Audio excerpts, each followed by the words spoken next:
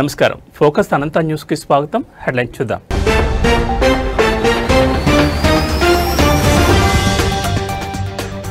స్థానిక సంస్థల ఎన్నికల నిర్వహణపై హైకోర్టులో విచారణ. ఎన్నికలు ఎప్పుడు నిర్వహిస్తారో స్పష్టం చేయాలని ప్రభుత్వానికి ఈసీకి ఆదేశం.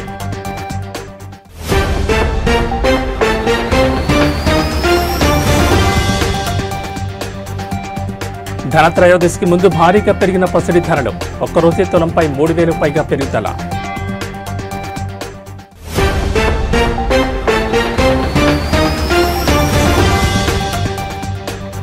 నంద్యాల ప్రభుత్వ ఆసుపత్రిలో క్రిటికల్ కేర్ యూనిట్కు శంకుస్థాపన. ముఖ్య అతిథిగా మంత్రి ఎన్ఎండి ఫరూక్ హాజరు.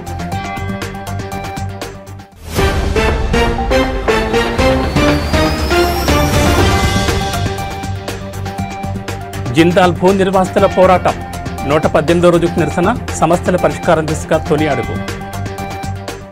తెలంగాణ రాష్ట్రంలో స్థానిక సంస్థల ఎన్నికల నిర్వహణపై నెలకొన్న సందిగ్ధతపై హైకోర్టు కీలక ఆదేశాలు జారీ చేసింది. ఎన్నికలు ఎప్పుడు నిర్వహిస్తారో 2 వారాల్లోగా స్పష్టత ఇవ్వాలని ప్రభుత్వాన్ని రాష్ట్ర ఎన్నికల సంఘాన్ని ఆదేశించింది. ఈ అంశంపై ప్రభుత్వం ఎన్నికల సంఘం కలిసి చర్చించుకుని ఒక నిర్ణయానికి రావాలని ఉన్నత న్యాయస్థానం స్పష్టం చేసింది. బీసీ రిజర్వేషన్లను 42% పెంచుతూ ప్రభుత్వం జారీ చేసిన జీవోను హైకోర్టు కొట్టివేయడంతో స్థానిక ఎన్నికల నోటిఫికేషన్ను ఎన్నికల సంఘం ఇటీవల నిలిపివేసిన సంగతి తెలిసిందే. ఈసీ తీసుకుని ఈ నిర్ణయాన్ని సవాల్ చేస్తూ సురేందర్ అనే న్యాయవాది హైకోర్టులో పిటిషన్ దాఖలు చేశారు. ఈ పిటిషన్పై విచారణ సందర్భంగా సుప్రీంకోర్టు కూడా ఎన్నికలు నిర్వహించుకోవచ్చని చెప్పింది కదా అని హైకోర్టు గుర్తు చేసింది. దీనిపై ఎన్నికల సంఘం తరపు న్యాయవాది స్పందిస్తూ సుప్రీంకోర్టు కేవలం మౌఖికంగా మాత్రమే చెప్పిందని, లిఖితపూర్వక ఆదేశాల్లో ఆ ప్రస్తావన లేదని కోర్టు దృష్టికి తీసుకెళ్లారు. 42% బీసీ రిజర్వేషన్ల ఆధారంగా నోటిఫికేషన్ ఇచ్చామని, అది చెల్లకపోవడంతోనే నిలిపివేశామని వివరించారు. రిజర్వేషన్ల అంశంపై ప్రభుత్వంతో చర్చించి స్పష్టత వచ్చిన తర్వాతే కొత్తగా నోటిఫికేషన్ జారీ చేయగలమని తెలిపారు. ఈ ప్రక్రియ కోసం కొంత సమయం అవసరమని పేర్కొన్నారు. ప్రభుత్వం ఎన్నికల సంఘం తరపు న్యాయవాదులు 2 వారాల సమయం కోరడంతో హైకోర్టు అంగీకరిస్తూ తదుపరి విచారణను 2 వారాలకు వాయిదా వేసింది. ఆలోగా ఎన్నికల తేదీలపై ఒక స్పష్టమైన నిర్ణయంతో రావాలని నిర్దేశించింది.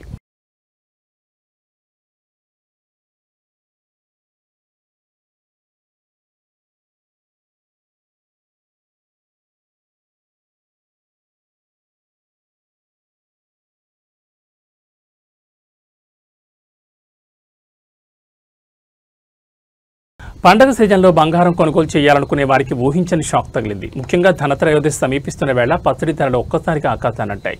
ఈవేళ ఒక్కరోజే తులం బంగారంపై 3,000కు పైగా పెరిగి వినియోగదారులను ఆందోళన గురిచేసింది.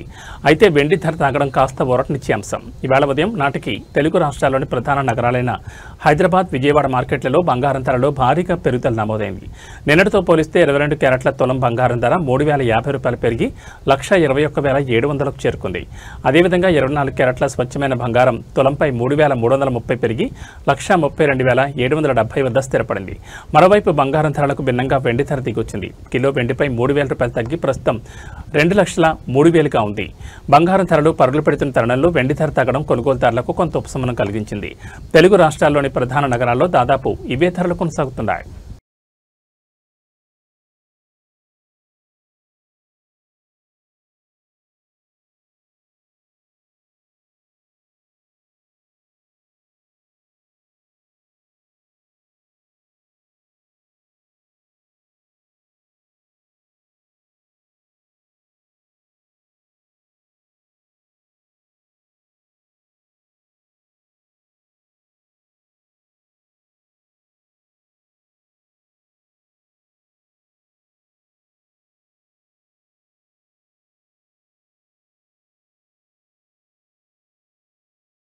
తెలంగాణ రాష్ట్రంలో బీసీలకు 42% రిజర్వేషన్లు అమలు చేయాలని డిమాండ్ చేస్తూ ఈ నెల 18వ తేదీన తెలంగాణ బీసీ జేఏసీ ఇచ్చిన బంద్కు తెలంగాణ సగర సంఘం రాష్ట్ర కమిటీ సంపూర్ణ మద్దతు ప్రకటించింది.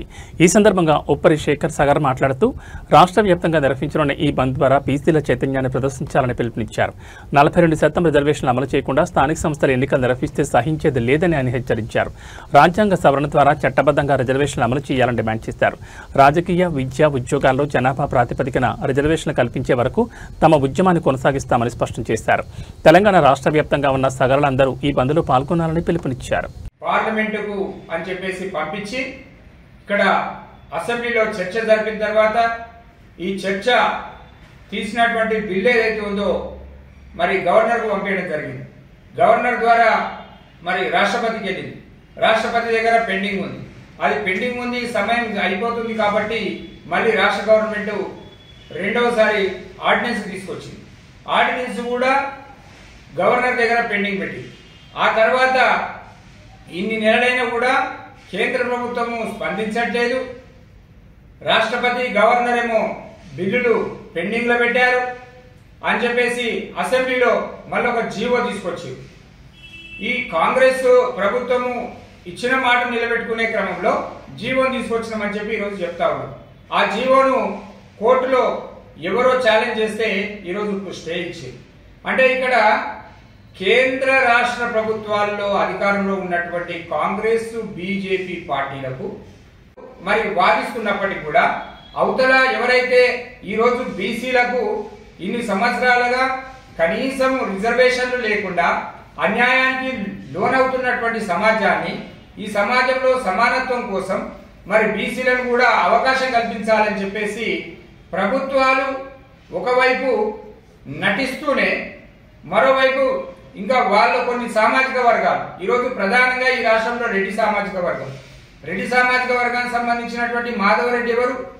ఈరోజు ముఖ్యమంత్రి గారు ఒక రెడ్డి సామాజిక వర్గం చెందినటువంటి గౌరవ రేవంత్ రెడ్డి గారు వారు వేసినటువంటి జీవోను ఛాలెంజ్ అదే కమ్యూనిటీకి చెందినటువంటి మాధవరెడ్డి ఎట్లా చేస్తాడు?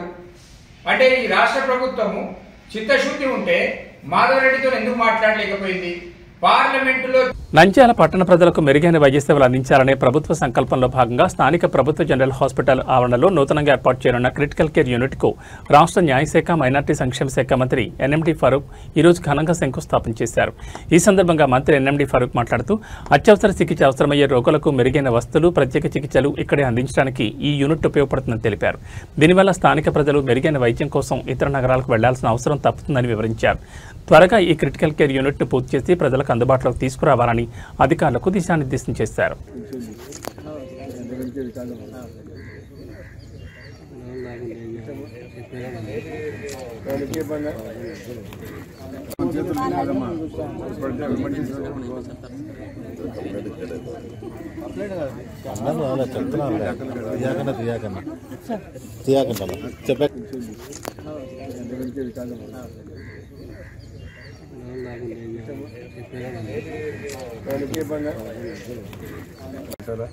అప్పుడు పీపీ మోడల్ కింద పోతే ఏ రకంగా ఉంటుందని చెప్పి, ఎందుకంటే ఇప్పుడు ఇక్కడ సిటీ స్కాన్ ఉంది, తర్వాత ఎంఆర్ఐ ఉంది, ఇవన్నీ మనమే ఇచ్చాము.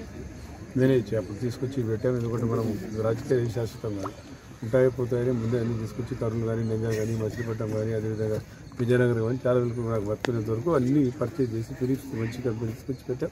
అది పీపీ కింద నడుస్తున్నాయి కదా, మీకు అందరూ తెలుసు. కాబట్టి హాస్పిటల్ కూడా వస్తే పీపీ కింద ఉంటే వాళ్ళు మెయింటైన్ చేస్తారు. కమ్యూనికేషన్ ఉంది, ట్రాన్స్పోర్టేషన్ చూస్తున్నారు. రోడ్లు ఇంత బ్రహ్మాండంగా ఉన్నాయి. ఈ రోడ్లో రోజు నేను అనుకున్నా కొన్ని వేల వెహికల్స్ వచ్చినాయి. క్లియర్ అయిపోయినట్టే రోడ్లు బాగున్నాయి కాబట్టి బాగా ట్రాన్స్పోర్టేషన్ బాగా పెరిగిపోయింది, లాజిస్టిక్ బాగా పెరిగిపోయింది కాబట్టి క్లియర్ అయిపోయింది. లేకపోతే ఇంతకుముందు గతంలో చూసాము, ఇంతమంది జనం వచ్చి పోగైతే బయటికి రావాలంటే తెల్లవారేది. అట్లా ట్రాఫిక్ అంతరాయం లేకుండా జరిగినాయంటే దీనికి కారణం రోడ్లు బాగున్నాయి కాబట్టి అది పీపీ కింద జరుగుతున్నాయి. ప్రాజెక్టు కూడా మన దగ్గర డబ్బులు వసూలు చేసి వాళ్ళు ఎక్కడైతే మెయింటైన్ చేస్తారు. అదే ప్రభుత్వం మెయింటైన్ చేసి వదిలేసి అయితే ఉంటాయి. సంవత్సరంలో ఈ వర్షాకాలం అయితే అన్ని డ్యామేజ్ అయిపోయి మళ్ళీ మాకు చేయాల్సి వస్తుంది. ఆ రకంగా దీన్ని అభివృద్ధి చేయాలనుకున్నాను. నేను అంతకుముందే మినిస్టర్గా ఉన్నప్పుడు దీన్ని హాస్పిటల్ గారు ఇంకా ముందుగా దాదాపు 45 సంవత్సరాల ముందు నేను దీనికి ఏమున్నాయి, ఇక్కడ పాకలు ఉన్నాయి,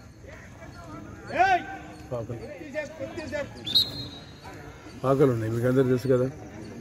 దాన్ని రెనోవేట్ చేసి అప్పుడు మంత్రిగా ఉన్నవారిని ముఖ్యమంత్రిగా అల్లుడు వెంకటేశ్వర గారు ఉన్నప్పుడు దాని దగ్గర ఎస్ఆర్బీసీ వరల్డ్ బ్యాంక్ ఫండ్స్లో ప్రజలకు అభివృద్ధి కోసం కార్యక్రమాల కోసం, సంక్షేమ కార్యక్రమాల కోసం నిధులు తీసుకొచ్చి ఇక్కడ పెట్టి 14 లక్షలు ఆ రోజుల్లో 86-87లో తీసుకొచ్చి ఇక్కడ పెట్టాం.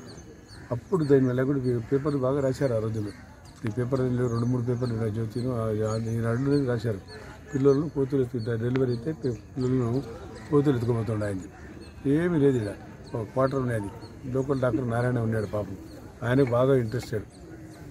అప్పటికప్పుడు తీసుకొచ్చి ఆ డబ్బు తీసుకొచ్చి చేశాం. ఆ నుంచి స్వరూపం మారింది. మళ్ళీ ప్రధానమంత్రి గారి ఇంత వచ్చినప్పుడు వరల్డ్ బ్యాంక్ డబ్బులు ఇస్తే అప్పుడు ఆయన కూడా నెంబర్ 1 ఫస్ట్ టిక్ చేసి నంద్యాలకు వేశారు. తర్వాత దానికి బాగా అభివృద్ధి చేశాం. ఈరోజు ఏ స్థాయికి ఉందో మనకు తెలుసు. తర్వాత నేను మళ్ళా మంత్రి అయిన తర్వాత కూడా ఇది చేశాం.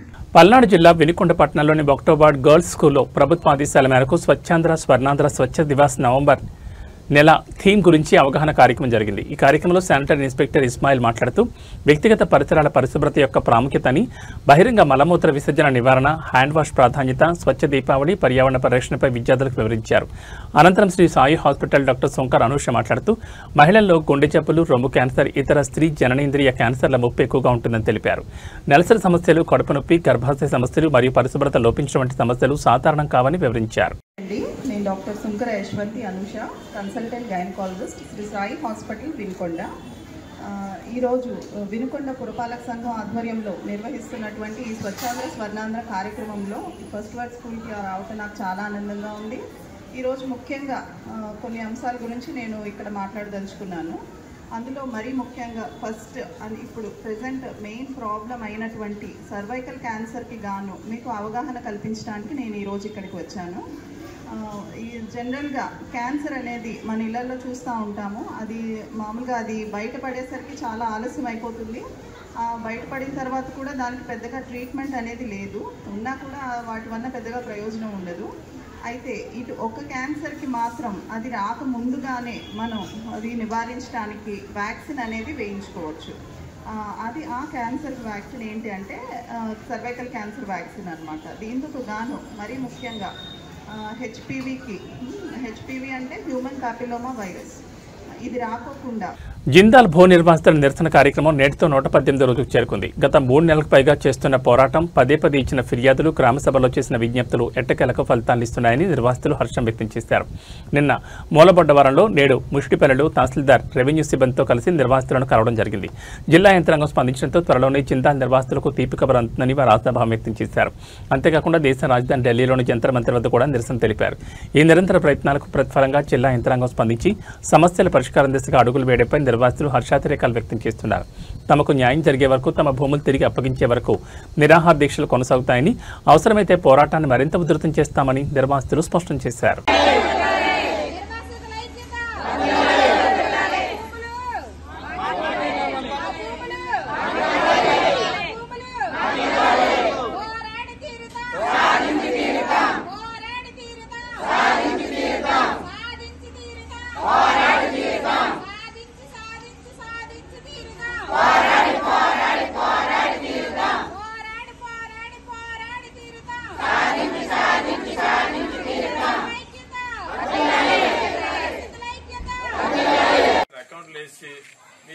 మీకు డబ్బులు వేస్తాము, ఇంతే డబ్బులు వస్తాయి, ఇంక రావని చెప్పేసి ఇంట్లో ఎరుముద్రలు వేయించుకున్నాం.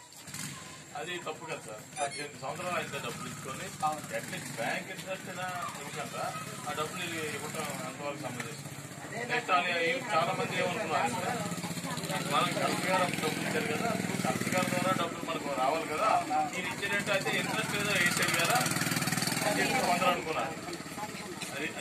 ఇప్పుడు ఉద్యోగాలు నమస్తే సార్, ఉద్యోగాలు ఇచ్చారు సార్.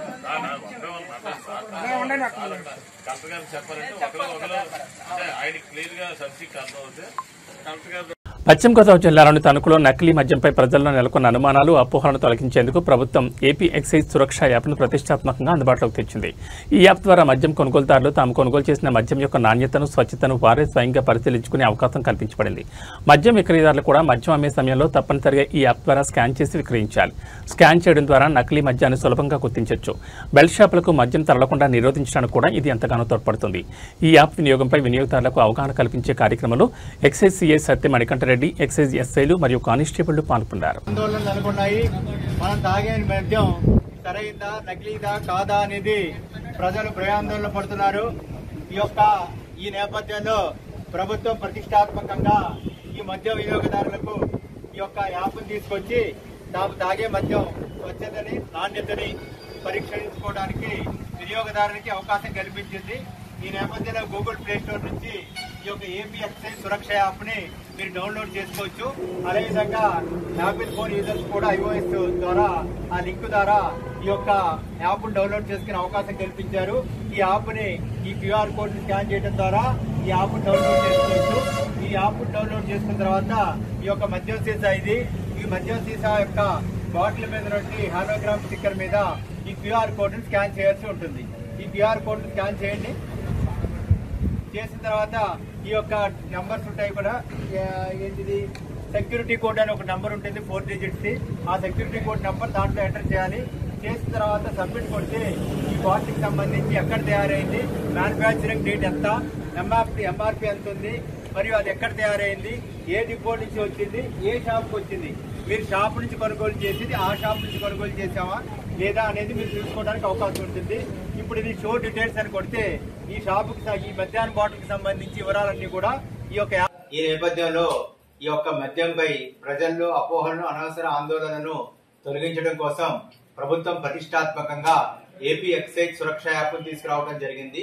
దీనిలో ప్రజలు, కొనుగోలుదారులు ఎవరికి వారే తాము కొనుగోలు చేసిన మద్యం యొక్క నాణ్యతను మరియు స్వచ్ఛతను ఎవరికి వారే సొంతంగా తెలుసుకోవడానికి అవకాశం కల్పించడం జరిగింది. ఈ యొక్క ఏపీ ఎక్సైజ్ సురక్ష యాప్ ని గూగుల్ ప్లే స్టోర్ నుంచి డౌన్లోడ్ చేసుకోవాల్సిందిగా ప్రజలందరికీ విజ్ఞప్తి చేస్తున్నాము.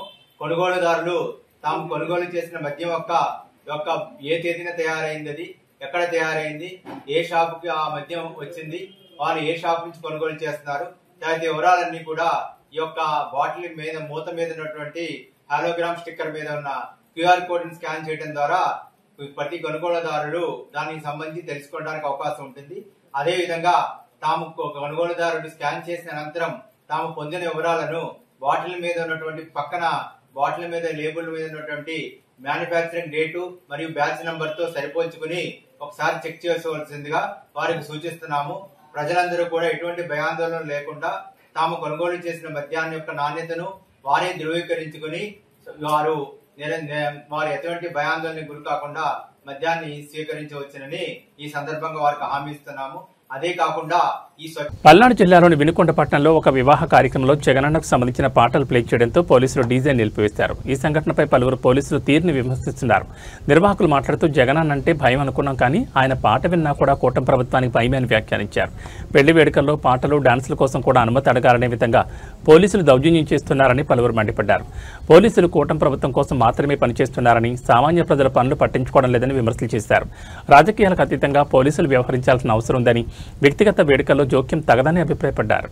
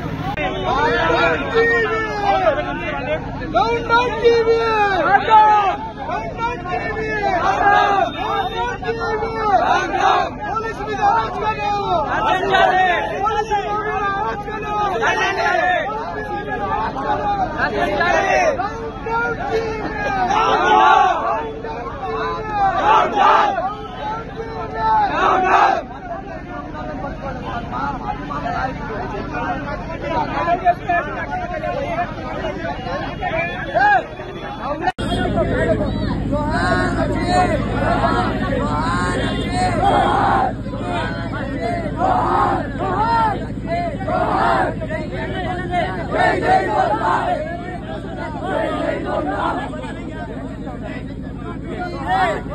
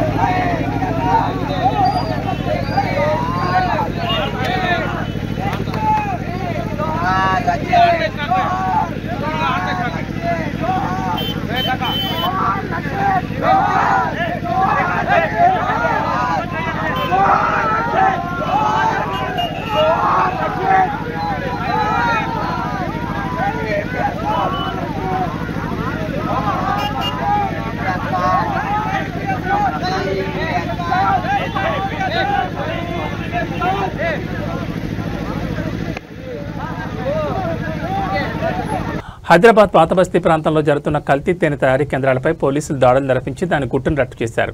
పోలీసులు దాడుల్లో భాగంగా 100 లీటర్ల కల్తీ తేనెను స్వాధీనం చేసుకున్నారు.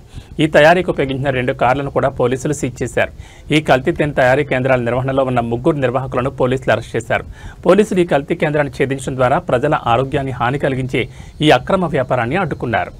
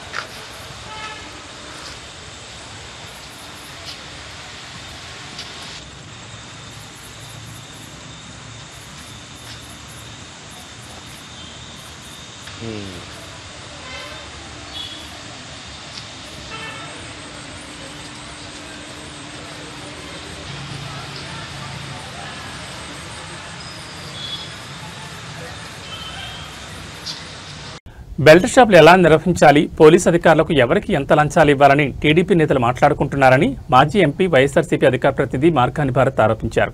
బెల్ట్ షాపులు నడపడానికి బాండ్ పేపర్లు రాసుకుని మరీ చర్చించుకుంటున్నారని ఆయన పేర్కొన్నారు.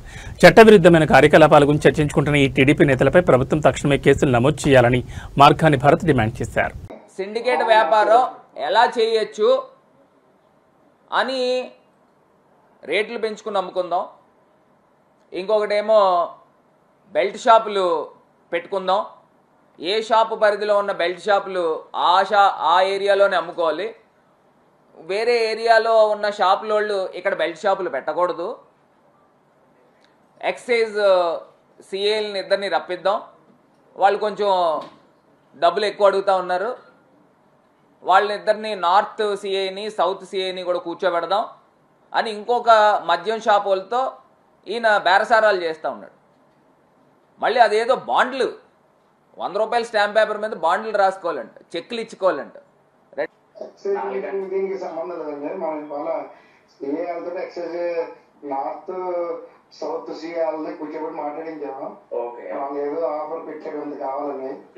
అది ఈవినింగ్ సిఏ కూడా రమ్మన్నాడు అందరికి. ఏం చేయాలి, ఎలా రమ్మాలి, అందరం కలిపి యూనిటీ ఎలా ఉండాలి.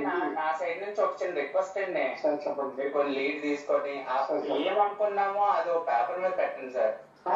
అదే దాని గురించి చెప్పి ఏమనుకుంటున్నానంటే ఏదనుకున్నా 39 మీద బాండ్ మీద సంతకం పెడియాలి. అంటే 100 రూపాయల బాండ్ మీద సంతకం. అదే నేను చెప్పడం 39 మీద బాండ్ మీద సంతకం ప్లస్ 39 మీద ఎవరికి కేసు వచ్చినా అందరూ బరాయించాలి. Team India star allrounder Ravindra Jadeja భార్య రివాబా జడేజా రాజకీయాల్లో కీలక మైలురాయిని చేరుకున్నారు. గుజరాత్లో కొత్తగా కొలువుదీరిన మంత్రివర్గంలో ఆమెకు స్థానం లభించింది. నేడు జరిగిన కేబినెట్ విస్తరణలో ఆమె మంత్రిగా బాధ్యతలు చేపట్టారు. కొంతకాలంగా గుజరాత్ రాజకీయాల్లో చురుగ్గా ఉంటున్న రివాబా ఇప్పుడు రాష్ట్ర ప్రభుత్వంలో మంత్రిగా కీలక పాత్ర పోషించనున్నారు. ఒక ప్రముఖ క్రికెటర్ భార్య రాష్ట్ర కేబినెట్లో మంత్రి కావడం జాతీయ స్థాయిలో ఆసక్తిని రేకెత్తిస్తోంది. ఈ నియామకంతో ఆమె రాజకీయ ప్రస్థానం మరో ఉన్నత స్థాయికి చేరినట్లయింది. రివాబా జడేజాకు మంత్రి పదవి దక్కడం పట్ల ఆమె మద్దతుదారులు, రవీంద్ర జడేజా అభిమానులు సోషల్ మీడియా వేదికగా హర్షం వ్యక్తం చేస్తూ శుభాకాంక్షలు తెలుపుతున్నారు. క్రీడా నేపథ్యం ఉన్న కుటుంబం నుంచి వచ్చిన వ్యక్తి రాజకీయాల్లోనూ రాణించడంపై ప్రశంసలు కురుస్తున్నాయి.